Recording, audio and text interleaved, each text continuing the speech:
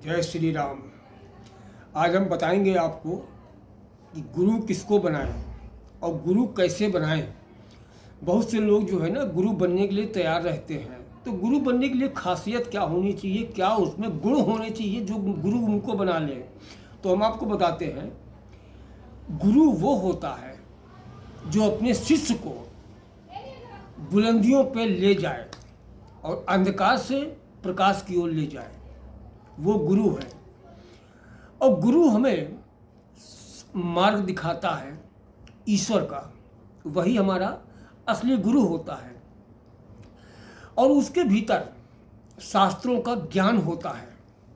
आजकल समाज में गुरु बनने के लिए हर व्यक्ति लालायित है, मगर चेला बनने के लिए कोई नहीं। गुरु बनना हो या चेला बनना हो, इसके लिए बहुत ही समझदारी से काम करना चाहिए। आज के समाज में मालूम नहीं पड़ता है कौन गुरु सही है, कौन गुरु नहीं सही है। और फिर गुरु बनाने की आवश्यकता ही क्या है, गुरु का काम क्या है। गुरु का काम सिर्फ इतना होता है कि आपको ईश्वर के सन्मार्ग में चलाना।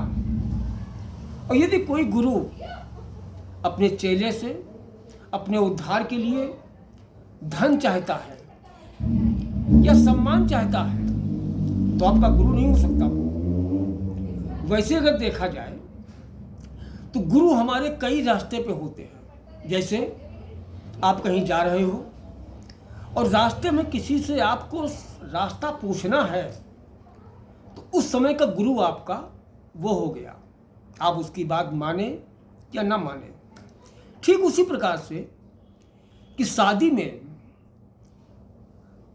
वर और कन्या का विवाह एक पंडित करवाता है, वो भी आपका गुरु है। एक वर और कन्या अपने पति को पति मान लेती है और उसी से वो पतिव्रता हो जाती है। उसके बाद उस शादी कराने वाले गुरु या पंडित को ध्यान रखना कहीं शास्त्रों में नहीं बताया गया है।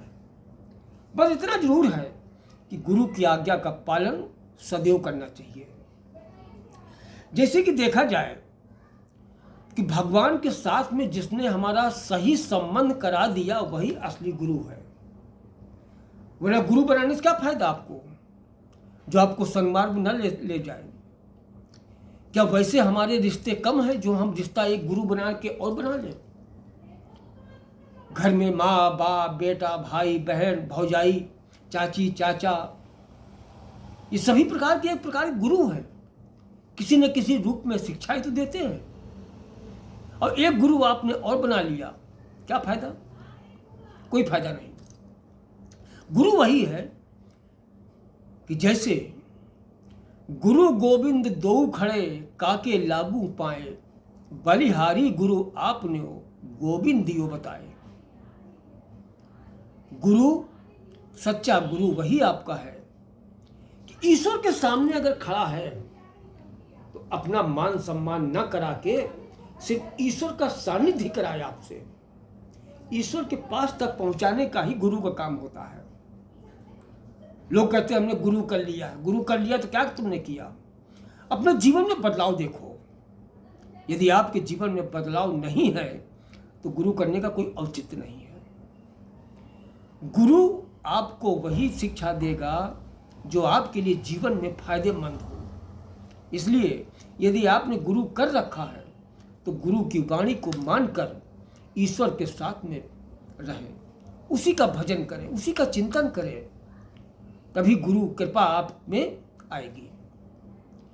क्योंकि गुरु, सबसे बड़ा गुरु तो आपका ईश्वर है, परम शिव सबका गुरु है वो। और वैसे माता पिता आपके गुरु हैं, तो इसलिए गुरु बनाने की कोई विशेष आवश्यकता नहीं है। गुरु का काम सिर्फ आप अगर धर्म के मार्ग से भटके हुए हो तो सही मार्ग को दिखाने का काम सिर्फ गुरु का है। इसके अलावा कोई गुरु का काम नहीं है। जय श्री राम।